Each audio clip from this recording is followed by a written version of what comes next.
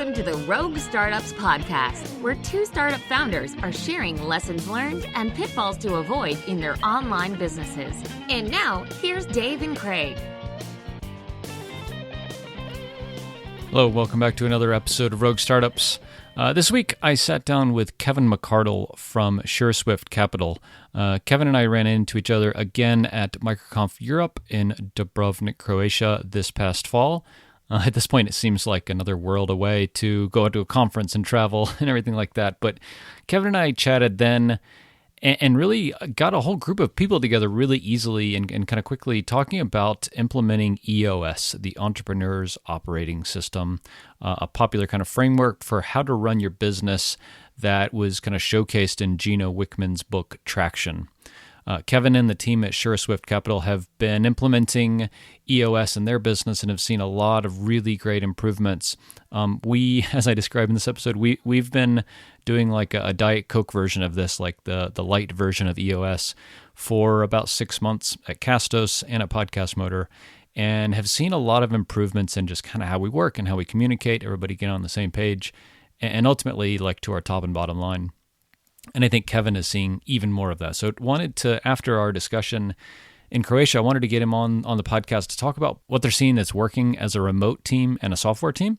Because I think the book is really written for in-person, kind of more industrial or traditional businesses. So Kevin and I chat through all these things in this episode. I hope you enjoy. I hope it's useful. And I hope you take some of the things that we talk about and implement them in your business. We sure have seen a big improvement from running EOS in our business, and I think a lot of other people have as well. So I hope you enjoy.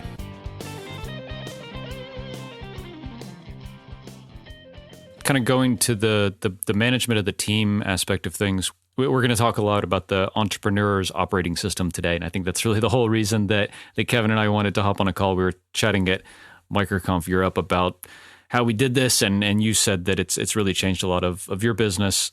For us, I feel like we're doing the Diet Coke version of it right now, and we're slowly trying to roll out a little bit more and a little bit more all the time as the team gets more comfortable with it.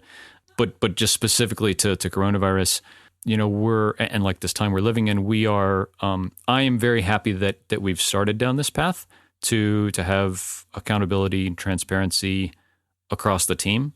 But really, one of the best things I think we've seen is, we have our weekly call, which we didn't have before, with the whole team. And a lot of that call is me asking the team, how are they doing? How are you feeling? How's your family? Because and I think you mentioned this in Croatia, is it's really all that matters. I mean, it's not all that matters, but if you have the right team in place, you can overcome a lot of the obstacles that the business and the market throws at you. And I feel really blessed at this point. And again, we're on the Diet Coke version of it, but getting better every day, I think, of like, we have the camaraderie and the structure and like the positive feedback loop that those things provide to be able to just focus on the people. And we set our goals, and everybody knows what their goals are and their metrics, and let's go attack those to where we can kind of take a step back as, me as the management team, and just focus on the people, knowing that the rest of things are kind of in place. I don't know if you guys see a bit of that too. Yeah, I definitely do. I've long had the philosophy, and we have got a blog post that hasn't been released yet, but the theme is take care of the people, and the people take care of everything else. And one of the early stages of EOS, and understanding you're on the Diet Coke version, I would encourage you to go full, not just Coke, but like Mexican Coke, full caffeine, full sugar, real sugar and everything. Yeah, because it's like some is good, more is better. I have, in my experience with EOS, but one of the concepts, and one of the earliest concepts is right people, right seats, and that's not, none of this was invented by Gino Wickman or EOS. It's more just like pulling together a lot of wisdom of how to run a business, and then giving very explicit instructions on the playbook of how to execute it.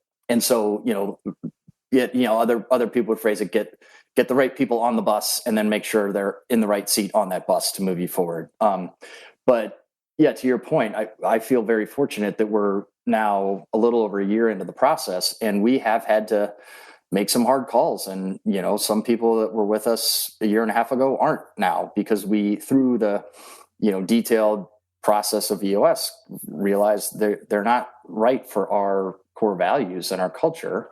It doesn't mean they're bad people or not hardworking people. It's just that it's not a fit. And I'm very pleased with the team that we have now and their ability to execute on what we know our core values are and what we know our business goals are.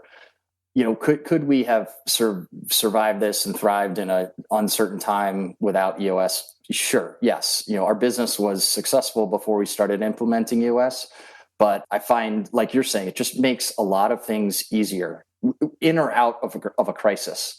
Just things seem to flow better. Accountability is higher. Transparency is higher. Knowing, who and what to communicate at what time is easier. It takes a lot of the, selfishly as a business owner, and I think we talked about this, Craig, before, is like, it just takes a lot of the guesswork out. I have learned even more over the last 5 years since owning a business that most professionals we're all kind of figuring it out as we go. And a lot of people don't like to admit that. They like to, try to feel smart in front of their peers and like they've got it all figured out and they're crushing it, whatever that means. But the truth is, even our heroes, our business heroes, are figuring it out as they go. And so what I have enjoyed through implementing EOS is that I don't have to figure this stuff out. I take the instructions, I open the playbook, I follow that playbook as closely to the letter as we can. And generally good things come of it. Even more than generally, almost always good things come of it. Like, I haven't found any, there's some things that as a remote first software company, the book wasn't necessarily written. The playbook wasn't necessarily written exactly for how we do things, but that's fine. That doesn't mean the whole program isn't worthwhile. Yeah. I in advance of knowing that we were going to talk about this, I wrote a blog post about how we do things, and it was a pretty high level blog post of just kind of how we think about it, what it is, and at this point, how we're implementing it. And I'm hoping it's kind of like a living document to where we'll update it and, hopefully kind of not timestamp it, but, say, hey, on this time or in this month, we started this aspect of it. But I'll give, I think I wanted to give a bit of like context of what we do around EOS. And I know it's not really EOS. And I'd love to hear kind of what you guys do, like what it looks like on a regular basis, regular meaning, I don't know, like quarterly maybe. So, coming up, we're recording this on the 1st of April. And so I've just rolled out in our weekly call on Monday of this week, rolled out our quarterly, in the book, they call them rocks, our quarterly kind of objectives for the next 3 months. And we break it down by functional group, I guess. So we have, marketing. This is for Castos, I'll say. So we have marketing, we have development, which is really like what the engineers are doing, I like to think. We have product, which is kind of the outcome of what designers, developers, me as like the product leader are able to ship. We have support and kind of what their key metrics are, things like average response time, number of tickets a day, things like that, and goals that we want to achieve across all of these. Then we have marketing, which is like traffic and new trials and really like acquisition-based top of funnel stuff. And then from there, that's like, we review this as a team. And as a team, we say, are these fair? Like, do you think that what I've come up with is reasonable? And the goal really for me is like... Yeah, so let me jump in there. So you said you rolled out quarterly rocks. Did you just determine what was the most important thing for each functional group? Yeah. So a difference in that, like the book, the playbook would say that should be a group discussion, and each functional group should try to determine. Well, so I'll tell you how we do it. It's a little bit different, and I'll also say we've got a consultant. They call them EOS implementers, and there's different flavors of these people depending on like, are they certified by the EOS mothership or however it goes. We made the decision to pay somebody to help us implement it, which also was good for me as the business owner because I don't have to be the expert. We just trust the expert. And so the way we do the quarterly rocks, which is by the book, we I'll talk you through a little bit of the process, and you can kind of reflect on like how different is this, or would this be valuable for you? We all come into the meeting with ideas, but then we sit and take like 3 to 5 quiet minutes and write down the things that we each believe are the most important things for the company to achieve in the next 90 days. And so there's 6 of us on our leadership team. We each come up with, say 3 to 5 things. So, let's say it's 5 each, and we've got 30 ideas. And sometimes they overlap, but not always. And so if you take away the overlap, we've got, say, 20 to 25 things that everybody believes are super important. And the rule is you can only have like 5 to 7 that are the most important for the company. So we go through this exercise of either deprioritize and say that's off the list, or we combine 2 because it's kind of the same concept. And we come to what are the most important things for the whole company, regardless of function. And then we assign it to the right function. And some of them are obvious. Like if we've got, if there's a goal that is purely financial, right? Like raise money, pay down debt, this and that, obviously that's going to go to the finance function. But we don't just pick one quarterly thing per function. We pick what is the most important stuff for the company, and it's a group exercise. And then each of us as an individual, so these are the company rocks, and then we each as individuals have also individual rocks. So I might have 1 or 2 company priority rocks, but then I'll add to that, say 2 or 3 individual rocks. And some of them come from that list of 25 that didn't make the cut for the top. And some of them might just be specific to my work function. And so the reason why I would say that is important and effective is that my team often come up with stuff that I wouldn't think of as the highest priority, either for the company or for themselves. And specifically, and now you're a technical guy, so this example might not resonate, but like my VP of technology, Jim, came up with something that was it almost made the cut for the company rocks, but it's certainly on his individual rock for this quarter. I didn't even know what it was, we're a little bit bigger company, a little bit more complexity than the Castos example. But I think that my message is sort of like part of the value is trusting the team and having the team participate in the process versus just reacting to whatever you think. And I know we share this philosophy of like hire people smarter than you and stay out of their way. And so, if you've got those people on the team, like trust them to have it be collaborative. And another concept there, I think people are more bought in to an urgent priority, or urgent's the wrong word. The top priorities, people are more bought into it if it's their personal, like they had some agency in picking what is the most important stuff for the company. And so this is just an example. I love that you've got like the Diet Coke version that you're implementing, and I love that you're talking publicly about it. And I don't want to sound like a cheerleader or promoter for I don't work for EOS. However, we took the approach of like just go all in, follow the instructions, don't criticize every choice or every decision. Just trust that, a very talented group of very smart people have refined this approach over a long, long time. I don't even know how long, over a decade, I think. They probably have some very clear ideas of how to do things the right way and in a flexible way that should apply to any business. And so who am I, Kevin, to, try to critique every step of the process? So we're like all in, by the book. And you are an example of a couple of entrepreneurs that I know that are doing sort of their own flavor. And I'm not saying that's wrong. I just think it's interesting to like look at the differences. Yeah, no, for sure. First of all, what's interesting about the book is it's one of the only books in a very, very, very long time I bought the physical paper copy of, and I've now read twice, and it sounds like I need to read a third time as we go from like Diet Coke to to full on sugar Mexican Coke. Because I just honestly kind of didn't remember that the rocks are something that's set by the team. I will say that I think as a small, and maybe this is me just, I don't know, being stubborn or not knowing any better. I think that as a smaller team, I think that, and maybe my team would come back and say this is not true. I think that my team kind of likes getting some outline and some structure around this from me, and then we have a discussion around it. Because I think as you get, quote, leadership in a team that's really like, whatever, C-suite level, they want to be the ones driving things. But I think if you don't have people that their only job is to manage the business and their functional groups and things like that, then I think that depending on kind of the type of people you have on your team and kind of where they are in their kind of life cycle as business people or entrepreneurs or whatever, I think that can be daunting to people for me to come and say, okay, what's the most important thing to you?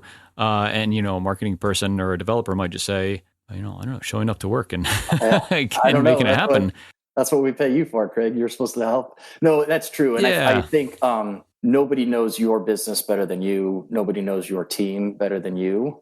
And so, that's a very good point. I decided for me and for my team, and I don't know, I don't know your team. So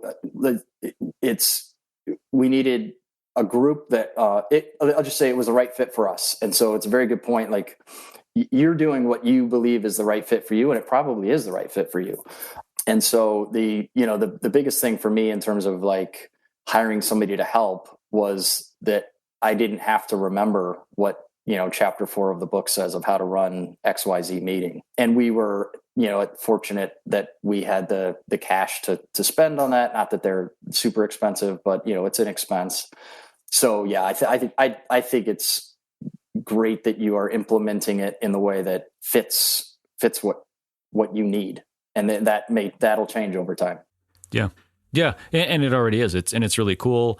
I think part of the reason we wanted to roll it out really slowly is a lot of like my culture is I very much don't like this kind of stuff, right? Mm-hmm. I very much am, let's wake up and at 9:00 figure out what's going to happen today.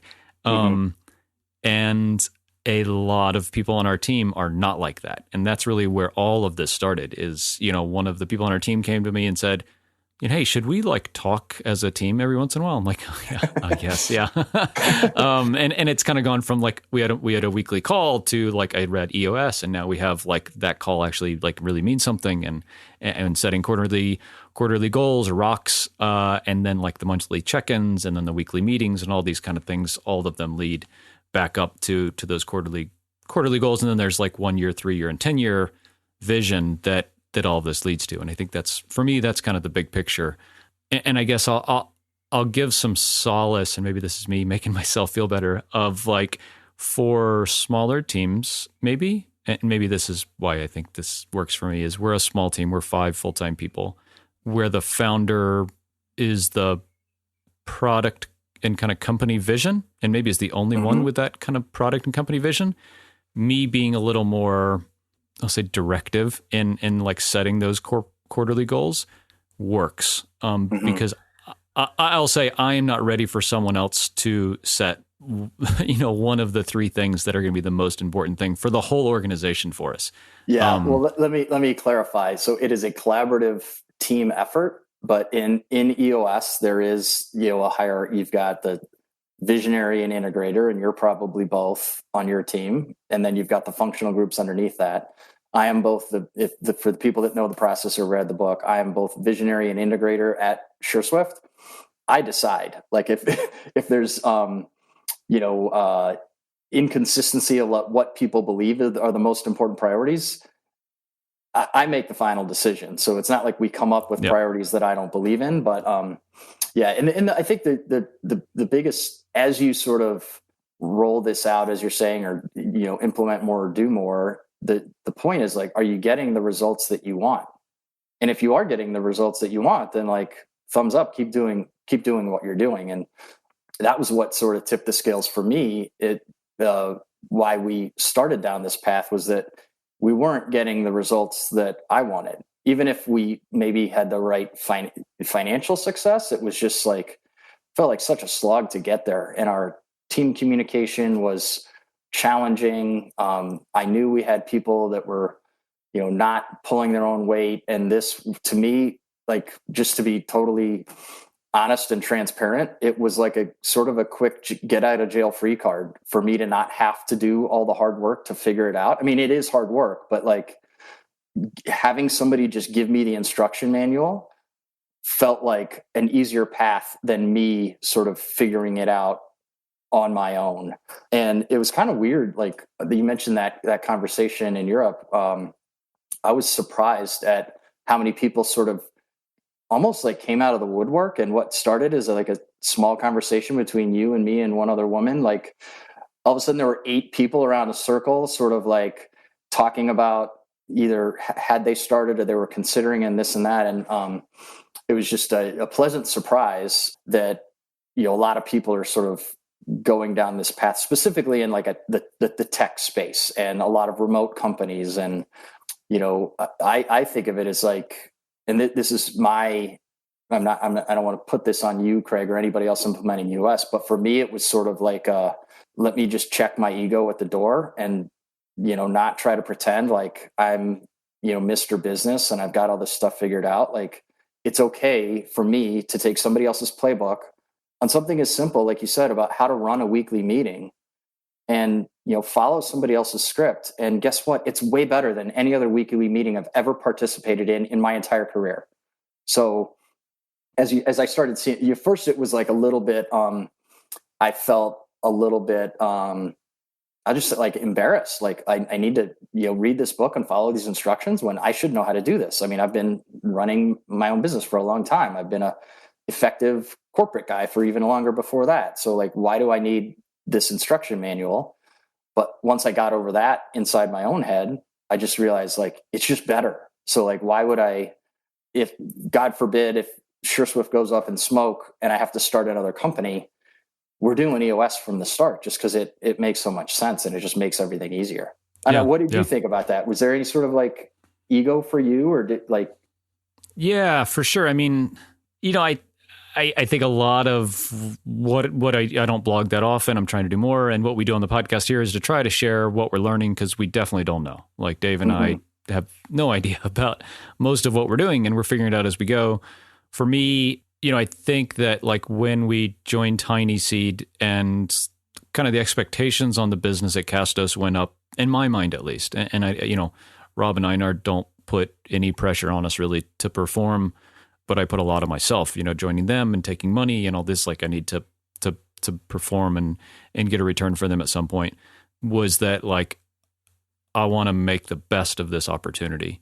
And that's kind of where it started. And I know I don't know how to run a business. I have another business I've been running for a few years and it's an okay business, but it's a very much kind of lifestyle business. And Castos we're looking at and me personally is like a really big shot I can take. And I don't want to screw it up. And that's why, I checked my ego at the door and said, whatever this is, whatever the processes and the frameworks that I need to adopt, I want to, because I very much want this to go well. And that's kind of how I approached it. And I mean, it's been great in terms of the results. Like, I think the biggest thing is everybody is really clear. I hope everybody is really clear. I know our team listens to the podcast, so they might hit me in Slack after this comes out and be like, Craig, you're full of shit. Which is very possible. But I feel like everybody leaves, our weekly calls and the quarterly and monthly kind of updates and says, yep, I know where we're going and I know why, and it all makes sense. And I hope the result of that for them and for me is that there's much fewer questions about what's important and why are we doing this and stuff like that. And for me, that's the best part, is for us to be able to say like, this is what we're doing and this is why. Everybody agrees. Cool. Let's just focus on this for the next quarter. And that's, that's a very small part of the whole thing. But for me, that's been the best part. Yeah, I agree. And I don't know that is a small part. I think I just sent something to the full team about like so a little bit more context of where we are. We implemented EOS at the leadership team level. So me and the 6 people on our leadership team have been doing the weekly L10 meetings and rocks for now a little bit over a year. And 6 months ago, we asked our portfolio companies to adopt the same approach. And so each of the portfolio companies now has rocks and measurables and is doing weekly L10 meetings, which they hadn't before. Like we bought, funny story. We bought a store mapper from Tyler Tringus, who I know you know. And as we started doing this process, we're like, okay, what's the time everybody can get together for a weekly meeting? And they're like, we've never done that. And we had owned the company for over a year. I'm messing up the timing. It it was definitely longer. And there's like, we just don't get on the phone together. And they're really good. They're a great team. They operate super efficiently.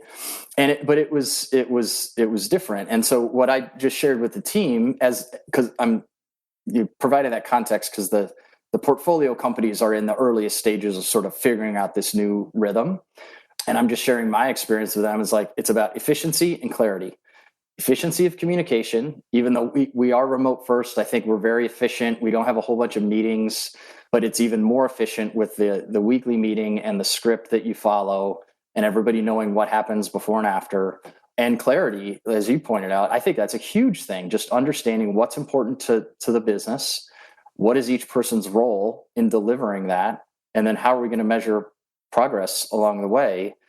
That's not a little thing. That's a huge thing. And whether it's a team of 5 or our team of 80, just making sure everybody knows what are the important things that we're working on and how do I contribute to that? That is, my old company was, 20,000 people and I was a cog in the wheel, but they talked all the time about, clarity and alignment. And like that doesn't change no matter how big or small your business is. Yeah, I posted kind of just a, hey, who's doing this in the MicroConf Slack. So MicroConf has spun up a Slack recently and talking about people coming out of the woodwork. I was really surprised at the number of people saying, yeah, we've been in this 2 years and it's changed my business, all this kind of stuff. So if you're in the MicroConf Slack, I posted it in the Commons area. Go check out that thread.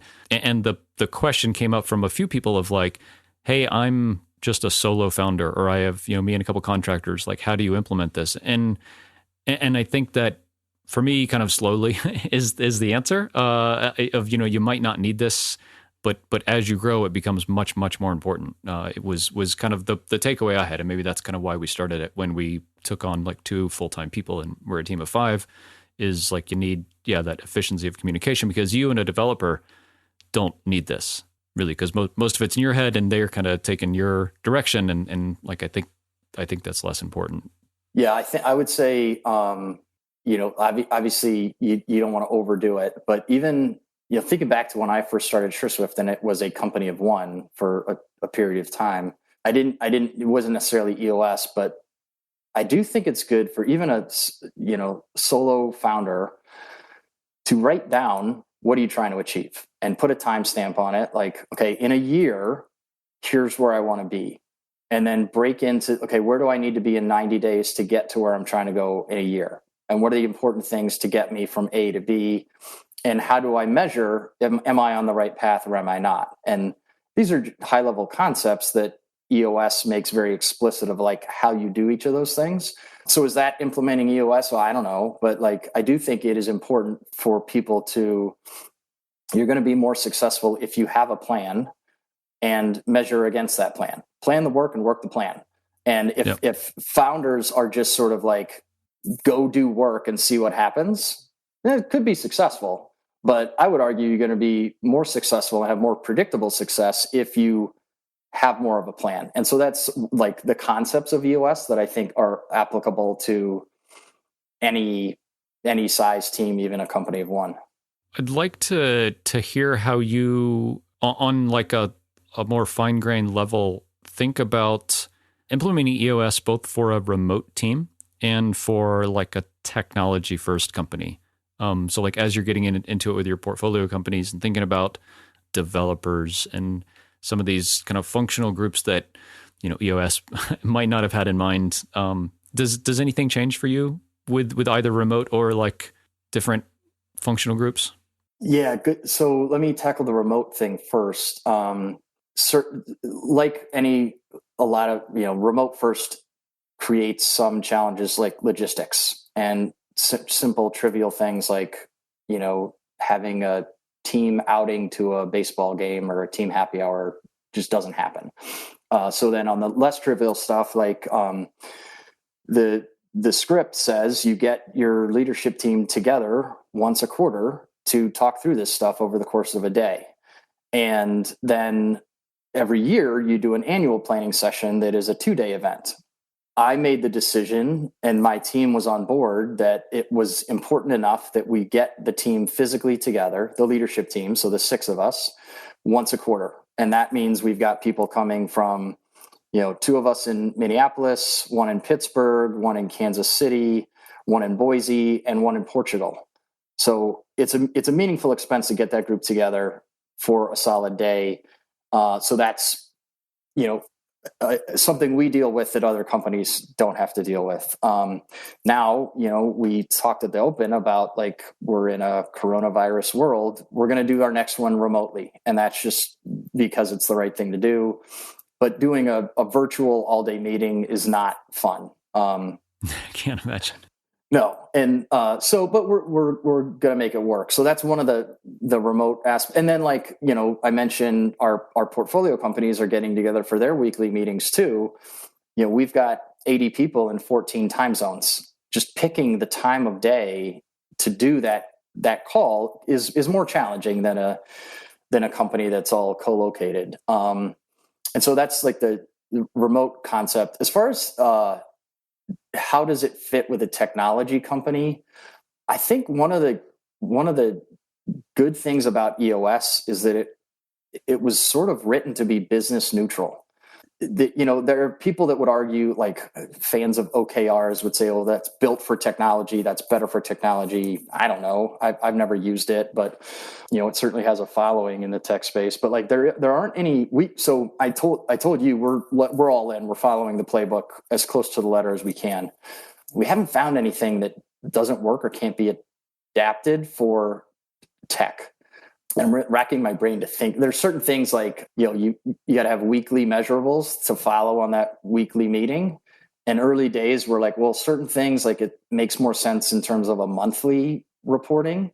But, we adapted and we figure out what is the thing that we can measure weekly that leads to that other monthly thing that we were tracking before.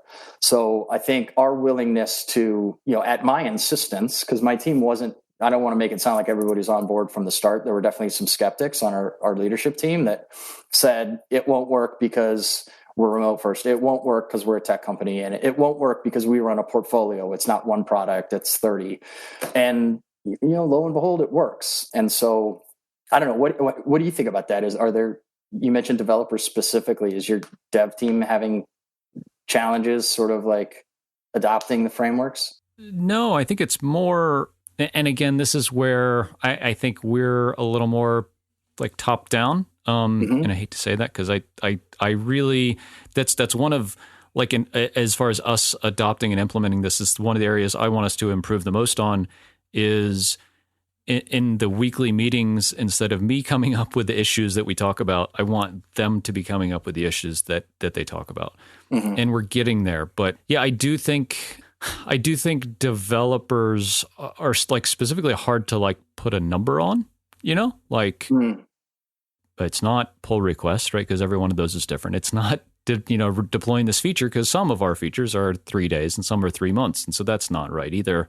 And so we try to have concrete things we try to do in a period of time, a quarter, a month, or a week. And I think like for me, the easiest one is marketing, right? So Denise is a really left brain marketer. And so she just loves it. So, okay, the quarterly goal is, 600 trials a month, and it's, increasing page, unique visitors by 25% in the quarter. And like, we just go get it. And that's great. But I think it doesn't apply to everybody. And I think that's one of the things that we've seen recently is like, we can either be really specific with a number, but then that maybe isn't the most important thing, like to them being successful, or we can be really vague with, keep providing great customer service. But then that's hard to measure at the end without a number. And so that's kind of where I'm a bit hung up at this point. And again, we don't do this perfectly, but I think just generally in terms of us all having a vision that we're trying to go towards together, like that needs to be down on an individual level, I feel like. And in some cases, that's not easy. Yeah. So a couple of thoughts on that. Our scorecard, which is the weekly measurables, has evolved over time. Like it is very different today than it was a year ago when we started. And we had that same challenge of like, are we measuring the right things? How can we actually impact it? And that is a good point about developers. We use some software to actually track all this stuff. And part of the world we're living in right now is that my home Wi-Fi is really being taxed by kids doing e-learning, and I can't pull it up. But I will be happy to share with you what our dev team measures. And if that's helpful to you, you can use it. My friend Dan Martell says R&D stands for rob and deploy, or rob and duplicate. So I would say, and if whether it's the microconf Slack or other places, like what I love about this is like not having to just letting go of the concept that we have to figure everything out, not just Kevin, but our leadership team. And so, yeah, I'll be happy to share with you the way we measure things, because I can't remember. I know our VP of technology at the leadership team level, he's got like, we look at it almost like he is a service for the rest of the organization, because we have some shared resources, developers and designers that cross the portfolio. It's like responsiveness to the business side, and like uptime is something that is easy to measure. That's not really an issue, but like, it's 99.99. And if you're ever below that, then it's an issue that we discuss. But yeah, I guess the bigger point is our experience was measuring something was better. Measuring something on a weekly basis was better than how we had been doing it before, which is sort of just like winging it until you see how the financials came out at the end of the month. And it's not like we were actually winging it, but like the more accountability, more discipline in measurement was good. And then as we got into it, we realized, okay, that's not quite the right thing to measure, or we don't quite have the right goal. So let's just, keep improving and improving till we get to, and now we've got a scorecard that we feel pretty good about. And I also know it's not perfect. Like, we're not done. Just like software. Like, I think of this process as like, you're never done with the process. You just keep trying to get better every day. Yep. What's the name of the software you use to help with this? So we use something called 90, and the number 90.io. And there's another one that a friend uses called Traction Tools. And, as software people, I can look at it and it's not perfect, but it's purpose built for running a company using EOS. So it helped us. The folks from the 90.io team are in the microconf Slack, and they were part of this discussion. So yeah, I think, cool. Yeah, we'll look at implementing this. I think once we get from Diet Coke to Real Coke, we'll start putting some more structure around this. And I think it's nice because the team is kind of adopted and adapted to where we are, and kind of layering on a bit more makes it more palatable, I think, for everybody. Yeah, but spreadsheet is, Google Sheets is also very good software that lets you track stuff on a weekly basis. So I'm a fan of 90, but I don't think people shouldn't let a software subscription get in the way of, just getting started. Yeah. Kevin, real quick, I know we're kind of coming up on time. I'd like to kind of circle back to coronavirus, because it's important to talk about, like, on a practical and like strategic level, since you were kind of exposed to like 30 different companies across a bunch of different industries. What are some things that you're thinking about and kind of implementing, say in the next, say that's the short term of coronavirus, maybe like 90 days, right? Is like, we're in this really weird period for the next 90 days. What are some things that you're thinking about that you think might be applicable to the folks listening? Well, that's a really good, big question. So the first thing that comes to mind, Craig, actually has nothing to do with like my business or our businesses. I think it's important right now for people to just like be okay with not being okay, if that makes sense. Like, don't even try to push as hard as you can. Don't expect everything to be close to normal. It just isn't. And so I am focused on the other 5 humans that live at my house. And if they're okay, I'm okay. At a business level, I think we all need to just sort of like ride it out and accept that this is going to be hard. It's going to be bad. And if people are listening to this podcast and thinking about how do they trim the fat on their bootstrap business that, isn't imploding, we're all pretty lucky. And, my worst day, this is another thing that Dan Martell said to me. My worst day is somebody else's dream. So who am I to complain about where we are right now? And so, I think we just need to, give ourselves some grace, especially our team. Like if your listeners are business owners, and if you're expecting your team to perform at the same level, you're just thinking about the wrong things, and you're kind of just not a good person, because that's not what should be happening right now. I think we need to focus on our teams, and then we need to empower those people to focus on our customers and try to help our customers get through this. And, that's about all we can do right now, and just evolve as the situation evolves. Like my attitude 2 weeks ago was just simply like, is everybody safe and is everybody well on our team? Okay, we check that box. Fine. Now let's evolve to like, okay, what does this mean from a business context? Are we measuring the right things? Do we need to look more closely at like week by week, day by day? And then we sort of evolve to like, okay, we know where we are. Let's reach out to our customers and let's make sure our customers are okay. Are there things that we can offer our customers for free? Like I mentioned our education tools.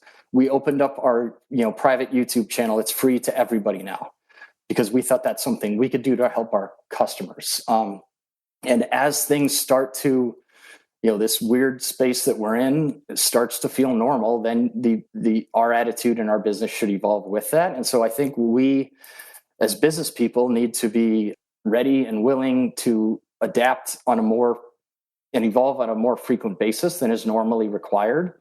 And also just keep in mind that like, this is weird. And like, nobody's expected to know what to do on any given day. I said that earlier, like in the best of circumstances, we're all making this up as we go. And so this is like in many ways the worst of circumstances, both on an economic level and a public health level. So why would we expect anybody, including ourselves, to know precisely what to do on any given day? And so I don't know if that's it's not very articulate, or I hadn't thought through it in that way, but that's kind of how I am approaching sort of life and business in this chaotic time. Yeah. Yeah, no, I think it's really sage advice and a really healthy perspective to be looking at it. Yeah, like I mentioned at the beginning, I think we feel a lot of the same way, that the first thing we talk about in our meetings is, how's everybody doing? Having a lot more one-on-one discussions that aren't about work, just about, hey, how's shit? Like, how are you feeling? How is your family emotionally, physically healthy? And something that we laid out pretty early with this, with people starting to work from home when they weren't used to it and things like that, was kind of that, I'm going to say that grace, that's not the right word, giving people the power kind of internally, just say, I know you're not going to work like we normally do. I'm not going to work like I normally do. And so what that means is like we do still like have jobs, and like I have a responsibility to the business, and my first responsibility is to make sure the business is good so that everybody still has jobs in a couple months. But practically on a day-to-day basis, and it's different for everybody, but I asked everybody to kind of look at, once you've gotten yourself and your family and your health and everybody's kind of emotional well-being at home settled, and you find time to work again, kids at home and trying to homeschool and all this kind of stuff, is really focus on like that one thing. And we all have that like one thing every day or every week or every month. And if we get that one thing done, I think maybe it's not 80-20, but it really is like really above 50% of everything that all of us do every day. And for me, I mean, sometimes I only do one or two things a day. And if I can get those really important things done, I feel really good about this balance that like we have to come to, of like, I have kids that I'm homeschooling with my wife, and I have to make the dangerous trip to the grocery a couple times a week, and wearing the mask and all these kind of things, and trying to find some time for myself and for our family, like emotionally, that a lot of the other work stuff I do just doesn't happen right now. And for me to give everybody else the peace of mind, and I don't say the permission, because they don't need my permission, but to let them know that's okay. And that's kind of what I expect, is to say, hey, don't worry if you're not able to work like you want. We're not going to ship this thing, or the response time is a little different. That's cool. And like, I think that's been really helpful for people to have that peace of mind. Yeah, I think that's important. I think leading by example, letting people know, permission doesn't feel like the right word, but just say out loud that this is going to be different, and we all need to adjust in our own ways, and we all need to be understanding of one another when, things are different or somebody's not there when you expect them to be there, and say it out loud. And I repeat it like at minimum once a week. I'm, initiating a discussion in our Slack channel of just like, how's everybody doing? Here's something I've been thinking about. Here's an experience that I had, or here's, team members living up to our core values and helping one another. And, I have found with our team, it's just helpful to, and like I said, our team is fortunate. We're used to this style of work, except for having so many kids around and, crappy Wi-Fi, because they're all like getting on Zoom calls with their teachers. But, even with us, it's a company that is used to, a lot of what other companies are adjusting to. It just helps to talk about it and acknowledge that, we have to figure out different ways to do things. So no, I like your approach. We've got a similar mindset, and it seems like universally the entrepreneurs that I'm talking to are getting through this in the right ways, which is, be honest with your team, communicate, don't expect too much of people. And, we're going to get through this. We don't know how long it's going to take. We don't know how bad the bad is going to be, but we'll get through this. Awesome. Kevin, thanks for coming on and sharing, kind of what you guys are going through right now with respect to coronavirus, but also just kind of how you're running your team and implementing EOS. For anybody who hasn't read it, it's really great. And I think, take away what you can. If you want to go full in, that's great. I think it's really done a lot for us, and it sounds like it has for Sureswift as well. So Kevin, for folks who want to kind of find out more about what you guys do, where's the best place to connect? Yeah, if you want to find out about Sureswift, sureswiftcapital.com. We are trying to be even more active and share what we know on our blog. So sign up for our newsletter. The best way to connect is via Twitter. I'm Kevin_McArdle, and McArdle is 1C.